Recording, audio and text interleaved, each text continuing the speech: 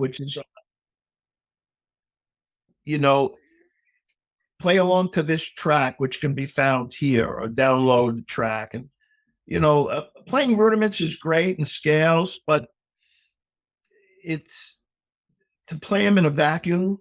I mean, to develop technique, it's fine, but you need to be musical too. It's music, you know. Hmm. So, so just and the other thing about practicing, I found people you shouldn't practice things you could play. You need to practice things that you're having trouble with. Yeah, you can go through a piece of it, you could play it, but if this, I would always focus on, okay, I played it through these three measures, I'm having trouble. Now I'd isolate them and then I'd plug them back in. Too many people keep practicing over and over stuff that they don't need to practice, and it takes time away from. It's unpleasant to practice things that you can't do, but slow it down till you can do it. Slowly put the metronome up, make sure, and then plug it back in. I'm big into dissecting pieces and for practicing, and 90% of it I can play. The 10% I can't play, that's what I'm going to practice. Hmm. Take it out, excerpt, work it, get it up, and plug it back in, and then play the whole thing over and over. Yeah, man, so many students just start at measure one and run through the whole thing. Yeah. And it's, man, you can have a great practice session by just doing 2 bars Yes. for Yes. 10 minutes. It doesn't have to be an hour. 10 Right. minutes of 2 bars is really productive. Right. Well, I would always start at the beginning, run down it. Okay, measure 5 and measure 8, I'm having trouble. Those are the measures I'm going to work on. I'll work on measure 5 today. Tomorrow I'll work on measure 8. The next day I'll work on 5 and 8. And then the next day I'm going to play the whole thing over and over. Yeah. Yeah. Like you said, dissecting it, Yeah. it's great. It's like working on a car. If a component in the car is broken, you're not going to be tinkering with all the other stuff that's working. You isolate what the problem is, you analyze it, fix it, and then run the car. Yeah. I love that analogy. I'm going to have to steal it. I hope you don't mind. Absolutely, it's yours. Thank you so much. So you've told the story about how Rover started, but would you mind sharing it again? Oh, I don't mind at all. It was never an intention of mine to start a business. As a kid, in addition to drumming, I always liked to build models, model rockets, airplanes. I like working with my hands. I always like fixing things. I still do. I just like making things and work. I like to feel things and fix them and take things apart and figure out how they work. So when came here to Boston to go to school, I was playing in the Boston Symphony when I got out of school. And Vic, I was playing a piece called Scheherazade, which is a really great piece of music. I was playing the triangle part. And Vic handed me this old triangle, old lady triangle. And he said, "This is the best triangle you'll ever hear. It's been in the orchestra for a long time. Don't lose it." So I'm playing this triangle and it's sparkling. I mean, it didn't sound like a triangle. It sounded like almost like a symbol. It had so many overtones. So I asked, I said, "Why does this sound so good?" He didn't know. Nobody knew. And I'm looking at it and I'm saying, "It's just a bent triangle. It looks like every other triangle I've seen." So at the time, I had just gotten out of school and I had an old high school friend who was still in school at MIT, which was across the river from Boston Symphony Hall. So I went to see him and I brought my that I snuck the triangle out after rehearsal. I showed them. I brought it over there and and he was an amateur violinist. I said, "You're at MIT, you're a smart guy. Help me understand why this sounds so good." He said, "Well, let me take you to my professor of acoustics and vibrations. His office is here. Maybe he'll know." So we go to the professor's office. I said, "Look, I'm Neil Grover. I'm playing with the Boston Symphony. This is a really great sounding triangle. It sounds so much better. And I want to know why." And he said, "Oh, do you know Randy Bowman?" I said, "Randy's a friend of mine. He's a flute player." He says, "Oh, I studied flute with Randy. I'm an amateur flutist." I said, "Wow, cool." He says, "This is an interesting question." He said, "I have a graduate student needs a project. I'm going to have him talk to you." So they basically reverse engineered it. And they told me, I wrote down what they told me. It's this metal and it's got to be heated and bent. So basically gave me a blueprint. But now now what do I do? So they said, well, you got to find a blacksmith. And there was still blacksmiths around, believe it or not, in the 70s. And there was an old shipyard in Boston where they made Navy ships that's since closed. I had a blacksmith shop. So I went over there and I said to the guy, look, this is my triangle. Here's the formula. Can you make it for me? He said, yeah, come back in a week. So I went back a week later and he had this triangle. He said, here it is. And I put it up on a clip and I hit it. I said, oh my God, it sounds exactly like the one. I said, how much do I owe you? He said, give me $20, which in those days was like 50, 60 bucks, maybe more. I said, okay, great. Now I took the triangle, I went back to Symphony Hall and I'm playing that piece again. And I'm not using the symphony's triangle, but I have mine. And I'm playing it, and the guys are looking around. They see that the triangle of the orchestra is on the table. And they said to me, what is that? I said, well, this is my triangle. I had it made. Oh, you got to make one for me. I said, I know. Come on, you got to where'd you get it? I said, okay, give me $20. So a couple of guys gave me $20. I went back to the blacksmith. I said, can you make 4 more? He said, yeah. He gave him for $20 for each one, $80. He made them, and I gave them to the guys. And that was it. I thought, okay, great. Then I started getting phone calls. Hey, I hear you're making triangles. No, I'm not making triangles. All right, I'll make one for you. Guys in town are calling me. Then I got a call from Dallas from Symphony. Guy went, okay. Then I get a call from this guy with a New York accent. Neil Grover, yeah. This is Harvey Vogel of Lone Star Percussion. I hear you're in the triangle business. I said, no, I am not in the triangle business. He says, well, you are now. It's an order. So I thought about it. Okay, I'll give it a try. And shortly thereafter, there was a brand new convention called the Percussive Arts Society International Convention. It was new. I think this was the second one ever. And I said, okay, maybe I should take my triangles there and see if I can sell them. So I took 24 triangles to Indianapolis, praying that I sold them because I had to pay for the trip, the flight, the hotel. And I had a little table and I had a little sheet I handed out on the Grover triangle. And I thought, well, let me see if I can sell them. It's 3 days long. Hopefully I'll sell all of them by the end of the 3 days. I sold all of them in an hour. Huh. Then I'm thinking, okay, wow, there's other people here that appreciate this. And now my triangle cost, at that time I was selling them for $40, double the 20. You could buy a triangle for $5. It was much more expensive than others.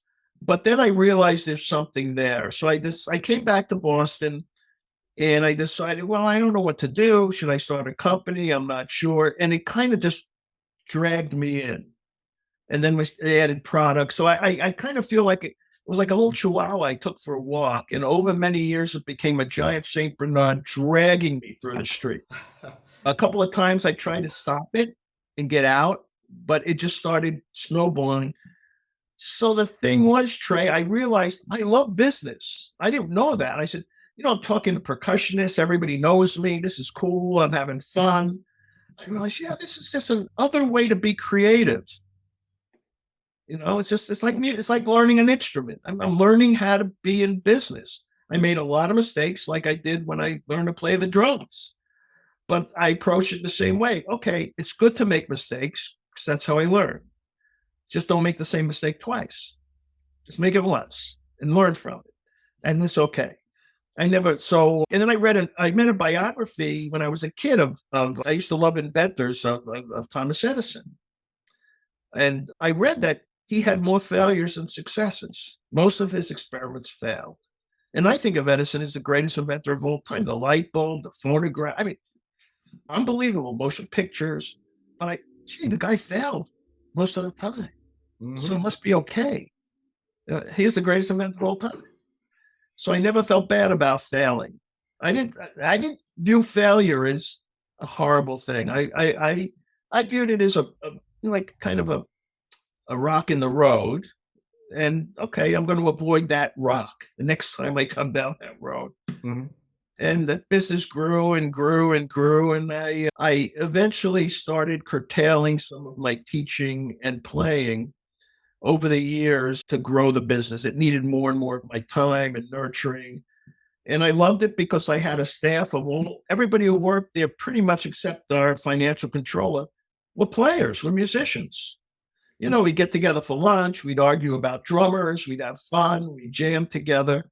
So it was kind of like a family of and I'm still very close to a lot of them guys and gals who worked with me. So at this point, how much involvement do you have with the company?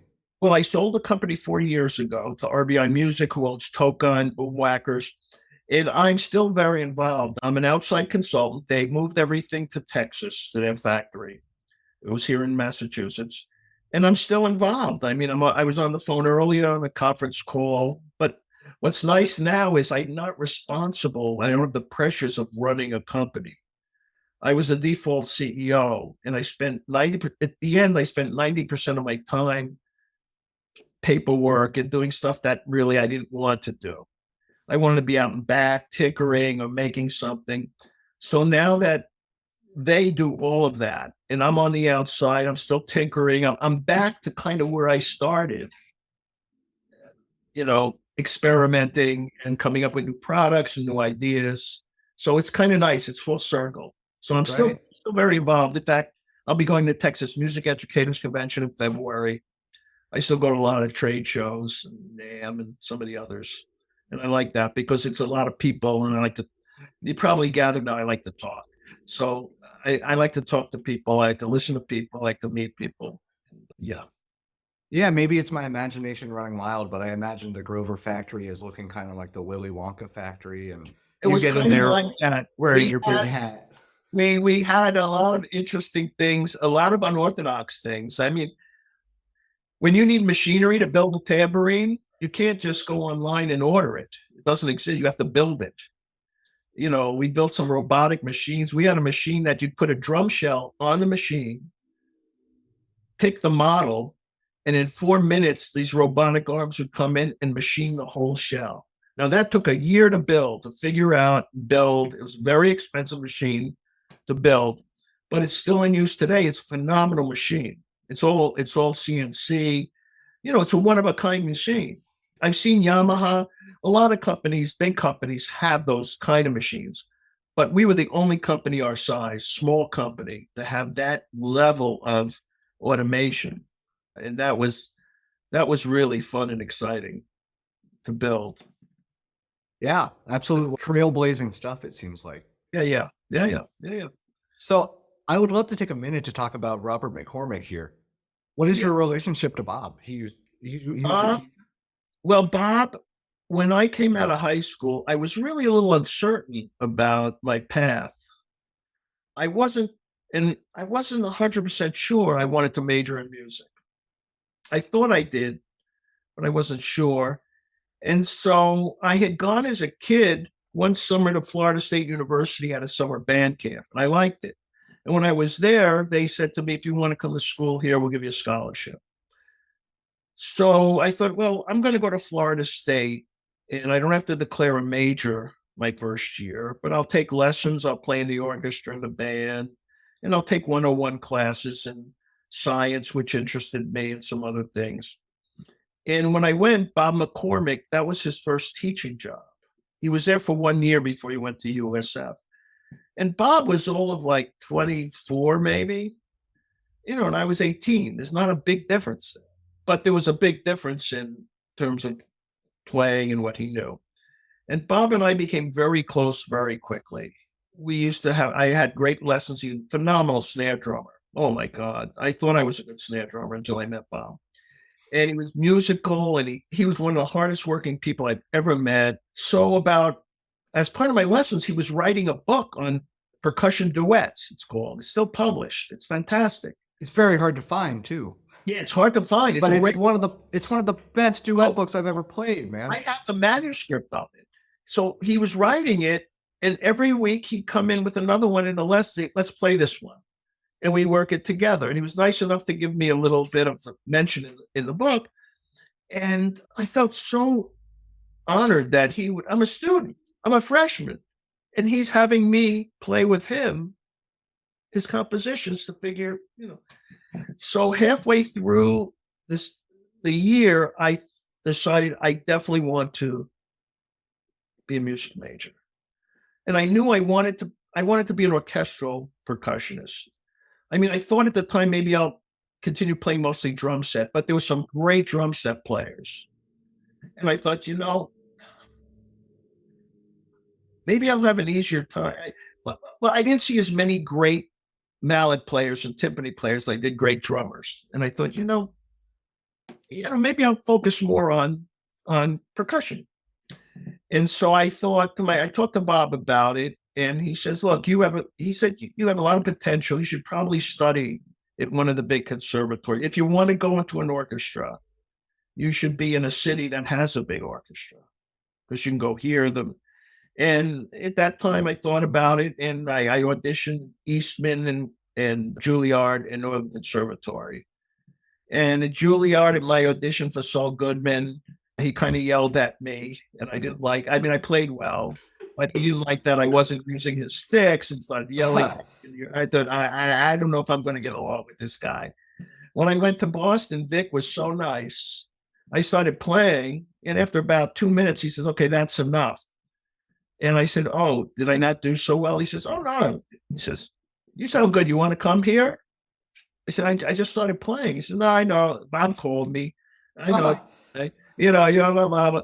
I said, yeah, I want to come here. So I decided then, but Bob, a lot of teachers would have felt, you're not going to study with me? What's wrong with you? Bob was so nurturing and supportive. It was so selfless of him. All he cared about was me. He had no ego problem or anything. He was such a grounded musician. That's really unusual. And we remained friends ever since. Yeah. Do you have any favorite McCormickisms? Oh boy. I can't tell you, and any of his students will tell you, about this. Apparently, before he came to Florida, he studied in California with Anthony Cerrone, and he's from, I think, the San Francisco Bay Area. And he showed me this album where he is a picture of him in a Superman outfit. He told me the story. He didn't tell me there was an album that went away. Oh yeah. And they used to call him Superman. And he used to I think it was mallets. He used to go and play like Flight of the Bumblebee, super fast. I mean, he had incredible chops. And he'd come out in a Superman. And he said he was a skinny, scrawny guy. He had curly hair and really skinny. And it looked so funny in this Superman outfit. I thought it was the most hysterical thing. So I started calling him Superman, because of this thing. So that was my, I think that's the funniest thing and all the students kind of know about that Superman. He would hide the album to his house, and we'd have to put out that, get the album out. I want to see the Superman picture. Yeah, that sounded like he said everybody in the band had some sort of funny outfit, but his was the worst. Yeah. When the reason I asked about the McCormick is when I was in high school, I did the youth symphony in my town, and the director of it was a percussionist, and he would help the percussion, and he had studied with Bob, and we were playing something where bass drum, cymbal, snare, and timpani all have hits together. Yeah. Silence. Maybe it was just every beat one, every 2 bars or something. Right. And Todd Betts comes behind me and he says, it's got to be tighter than a bull's ass in fly season. And I laughed, and he goes, it's a Bobism. Yeah. Bob would come up with these little sayings like, this has got to be softer than a mouse with sneakers on a trampoline. Something like really, really out there. But you always, I understand, oh yeah, okay. That's soft. Wow. Yeah. He could play. I tell you, I never heard anybody play soft snare drum like Bob. His chops, it's hard to play really soft. And whoa. His soft snare drumming is amazing, but so is every other thing he touches. I mean, he's a wonderful. He still practices a lot. And I said to him, I saw him a few months ago, I said, Bob, why are you practicing so much? You know, you're kind of retired. He's the most passionate percussionist I've ever met. I mean, he loves it. I mean, and he really was dedicated to his students and to contemporary music and to advancing the art form. He's partially responsible for the formation of the Progressive Art Society. He was early on in it, organizing.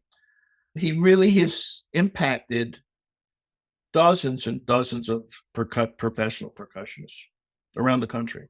Must be a lot more. Oh, it's got to be. He's taught for 40 some odd years, hundreds, probably a couple of hundred, you know. Yeah. And to reach such a high level and still be humble enough to practice your scales for 30 minutes a day, Yeah. to have to drive 30 minutes to go practice. And he goes to his, yeah. I used to kid him because when I was at Florida State, he was single and he met his wife, Kim, the flute player there. So I used to give him a hard time because he used to practice. We were student teacher, but we were also friends. So we'd go out together, we'd eat. And I always give him a hard time. When you got to go out on a date with, all you do is practice, Bob. Come on. Yeah. I really, really would razz him about it. And then he met Kev at the school. I think she was there at that year. And I was happy to see the two of them end up together. They've gone the distance, it seems. So. Yeah. So do you have anything coming up? Any exciting new gigs or products? Yeah, well, what I'm doing now is I over COVID, before COVID, I started working with a Celtic violinist. She was one of the founders of this show, Celtic Woman. She's from Ireland. She lives right near me here outside Boston. And she approached me and said, "Dear, I'd like to work together with you." I said, "Well, what am I going to do?" She goes, "Well, I want to develop some new stuff." And she tours a lot. And she goes, "You can play percussion." And I said, "Yeah, okay." I said, "Look, I do a lot of composing still. I do arranging, a little bit of conducting." I said, "What if I arrange some stuff for you?" She said, "Okay." So I arranged some music for her. She liked it. So then I conducted some things for her. She liked it. And then when COVID hit, the two of us said, let's write a show together. So we wrote a show called Celtic Spells. It's based around her. There's dancers, singers, and live music. And it's a lot of arrangements of traditional Celtic music. And there's a couple of original compositions that I wrote for the show. And then we created the music. We recorded the album during COVID, which was not an easy thing to do because some of the musicians were in Ireland and some were in Boston and some all over. But through the miracle of digital technology, we were able to get everything together, created the album, released it. And last March, we took the show on the road to the West Coast, and it did very well. So we're going back on tour in 2024. I'll go along, and I travel with the show, but I don't play. There's no conductor, but I'm the music supervisor, which I really enjoy. It's mostly young performers. I'm the old guy. And I sit through rehearsal and we talk about, fixing the balance and it's all musical stuff. And I travel with the show, and we're gonna go back out on that tour. So that's the next big thing I have coming up. Is that going to be the West Coast again, or it's going to be on the West Coast throughout California? We're looking at Japan, and in 2025 we're going to do a cross USA tour. We're just getting the financing together now. Luckily, I learned enough about business that now I can apply it towards producing. I'm one of the 3 producers. She's a producer, I'm a producer, and her agent's a producer. So it's kind of like a new, I always like doing new things and discovering new things and taking skill sets I learned in one place and applying them somewhere else. And so it's very exciting. The album is, if I could plug it, is available for streaming on all the stream called Celtic Spells. You'll notice there's some heavy percussion in some of the numbers, which is no surprise. But it's fun. And to be honest with you, I didn't know a lot about Celtic music when I met her.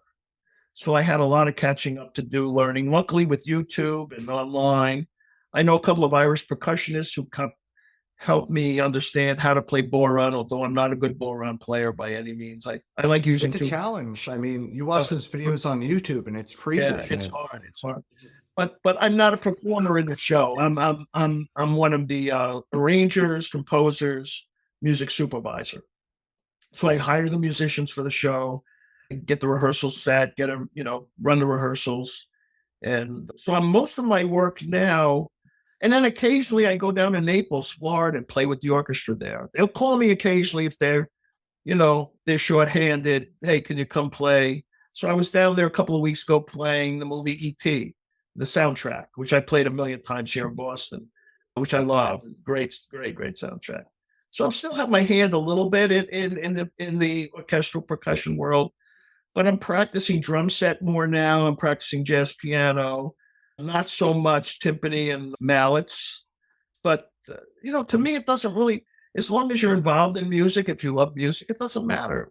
What the outlet is not that important. Yeah, well, I'm really excited to check that album out, man. Yeah, it's Celtic Spells. I hope you do. I hope you like it. And maybe let me know the next time you're in Naples. That's about a 3-hour drive for me, but Are you in Tampa? I'm in Orlando. Orlando. Okay. Well, we may come to Orlando. There may be a gig outside Orlando I forget the name of the town now. We're looking at that. I did something in Orlando with her a year ago at Disney. It was a live TV broadcast from Disney World. So I arranged a number for her for that. That was fun. I went down to the taping, and I'm enjoying I joke my friends, I kid with my friends now. I said, because I'm doing more and more composing, and they kid me about it. Well, don't you want to play percussion? I said, no, I think I better compose before I have to decompose. That's Right. So it's to me, it never really mattered if I'm playing the circus or I'm playing a bar mitzvah or with a symphony, as long as I'm involved in music. I think today too many people want to specialize. I'm only going to do this. If you're a musician, you're a musician. Mm-hmm. Music's good. It's just, I just wanted to be involved in it. Yeah, and we all have our passions, but like I like all of it. Yeah. It's all fascinating. I'm primarily a jazz drum set player, or that's what I tell myself, Uh-huh. But there's a marimba, there's a timpani in here, and Yeah. I'm not planning on auditioning anywhere, but I want to practice the excerpts because I'm the same way on a drum set. I'll sit down, play a little bit, get the brushes out. And I'm not going to go out and play. Somebody called me, say you want to jam or you want to play a little trio gig at a bar. I do it. Mm-hmm. But I love it. Yeah. Put on the Shelly Manne record. I'm playing along and Pretending you're Shelly Manne, then I am Shelly Manne. Yeah, man. So, hey, one last one for you, if you got a minute. Yes. What is some trouble that you've gotten into in the back of the band room? Ooh, recently or Give me your best story. How about that? I gotta think about. There's a number of them. I have to think of the ones I can tell in public. I know one time we were touring with the Boston Pops. We do Christmas tours every year, and it would start the day after Thanksgiving. We'd be gone for 2 weeks across country, then come back to Boston and play 4 weeks at Symphony Hall. And we were touring. We were out in the Midwest, and we were touring with a Miss America, was a singer, soloist, and she had an arrangement of Jingle Bells that was supposed to be a comedy kind of thing. And it had things like jingle bells, jingle all the way, and the trombone, bang, off key. And she'd look back and it was supposed to be kind of interactive. Well, we're doing it and nobody's laughing. It was dying every night. It was like painful to watch. So I said to the guys, watch this. So she said, I had put together a tray with crotalis and triangles, all kinds of junk on, heavy. And I had it on a little stand. I said, watch this. So one night, go jingle bells, jingle all the way. And instead of bang, I dropped it on the floor, crash. The place erupted, went crazy. The conductor jumped a mile. What the hell going? now I'm thinking, oh, now I'm going to get, so, and she was hysterical. She couldn't sing anymore. She was laughing and the audience loved it. And so after the concert, we go back to the hotel and on the road. And after the concert, everyone's hanging out in the hotel lobby in the bar. And I'm thinking, I'm going to go up to my room before I get yelled at here. I'm going to sneak up to my room. I'm walking past the bar and I hear my name, Grover, Grover. It's, I think, oh, here we go. And he said, you got to do that every night. It was great. You saved her. I was so relieved. So every night we did it and it got bigger and bigger. And we just had fun with it. But I think that was one of the funniest things.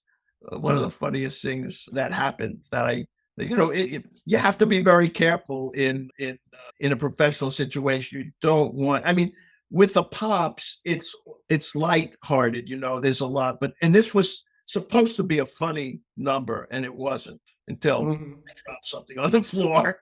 Right. I bet I could just see it now. Your heart pumping, sweat dripping. Like I did it. And I thought for a second, either that was really great or really awful. There's no in between. And my colleagues were shocked. I can't believe you took that risk. I said, yeah, it probably wasn't the smartest thing I ever did. But it was one of the funniest.